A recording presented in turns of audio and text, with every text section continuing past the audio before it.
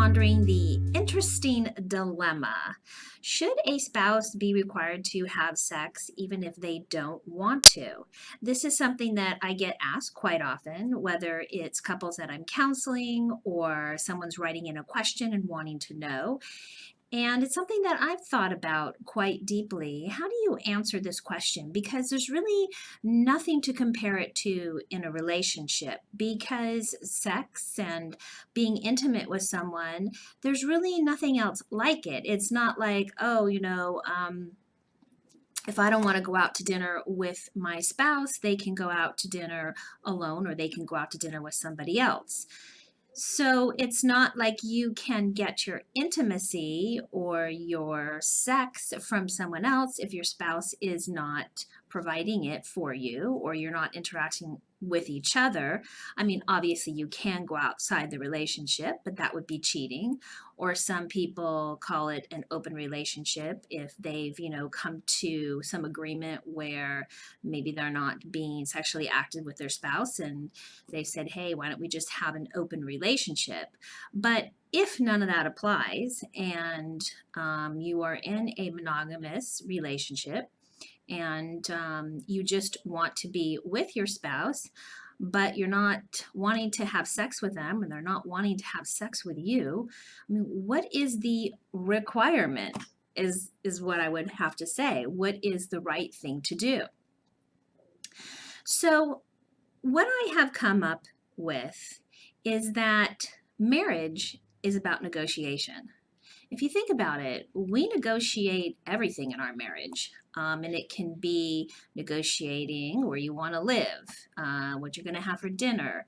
It's just couples negotiate, and how they go about negotiating is unique to them. Obviously, how they go about resolving a problem is unique to them.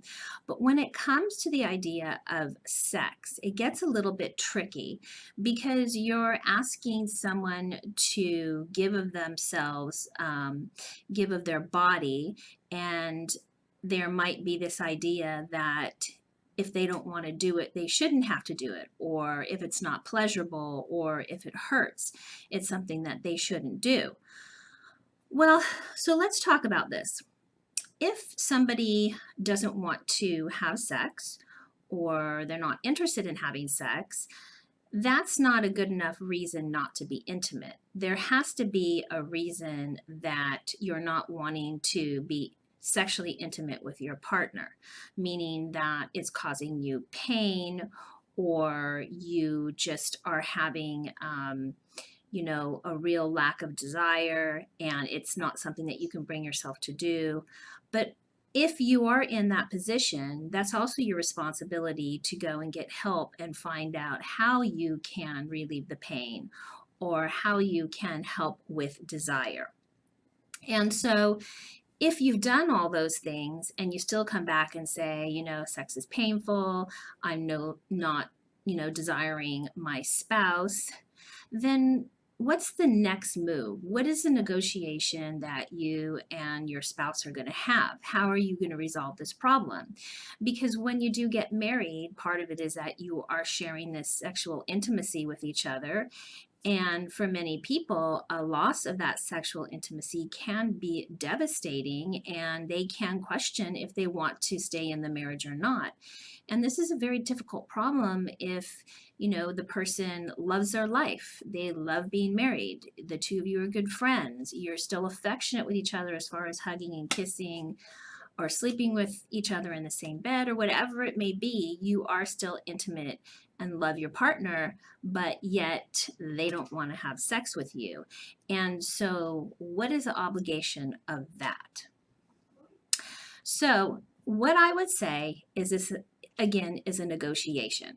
And so there needs to be a certain negotiation where if you're the person that wants to have sex with the other person that doesn't want to have sex, then the two of you have to negotiate how you're going to go about being intimate. Because just a complete loss of intimacy, I'm talking about sexual intimacy, is going to create a big problem in the marriage, and it really is unfair to have no sexual intimacy, and for the other person who may still be functioning sexually and still be desirous, not having a release. And I will tell you right now, masturbation is not the same thing as sexual intimacy with your spouse. Now, people can can masturbate and they can sexually release, but it's different than having that connection, that intimate connection with your spouse where they're pleasing you, you're pleasing them, and it's just this intimacy between the two of you. When you don't have that, or you feel that that's gone in your marriage, it can be a very painful thing for the person who is still desiring it. And they're really just put in this very difficult situation of, what do they do? Well, let's get back to the negotiation. Now, if sex is painful, I'm talking about intercourse, there's other ways to be sexually intimate.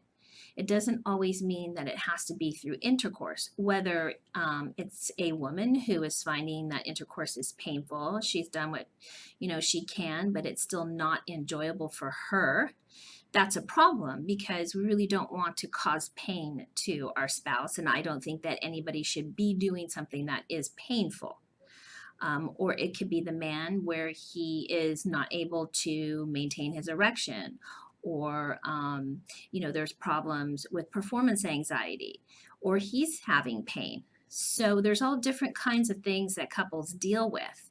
So this is where the negotiation comes into play, which I think is so important in maintaining a long-term marriage.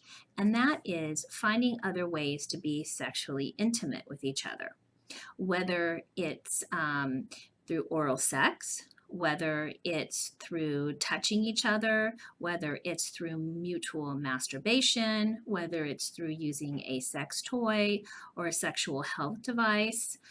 But there is this idea that bringing sexual pleasure to each other and being intimate with each other is so important. Now, I'm also challenged with couples who come in and say, all right, I can do that, but I myself am not gaining any pleasure through sex. So I may be able to masturbate my spouse or be intimate that way, but when they do it to me, it's not pleasurable. And I am going to tell you right now that it doesn't mean that pleasure has to be gained by necessarily having an orgasm, but that is wonderful. But there's also pleasure in touching, in the closeness. There's pleasure in having skin touched, rubbed, massaged. There's pleasure in kissing. There's other ways to have pleasure or pleasurable exchange without it having to be through penetration, or even if a person finds that they're having problems having an orgasm. So again, where one person may be getting pleasure and you're pleasing them by giving them an orgasm through masturbation or with a sex toy or through oral sex, the exchange, what they can do for you at that time is give you pleasure through a massage or through kissing or through touching. And so there still is a pleasure exchange. And this idea of desire, and I hear this all the time, that I'm just not feeling desirous or I don't have any more desire.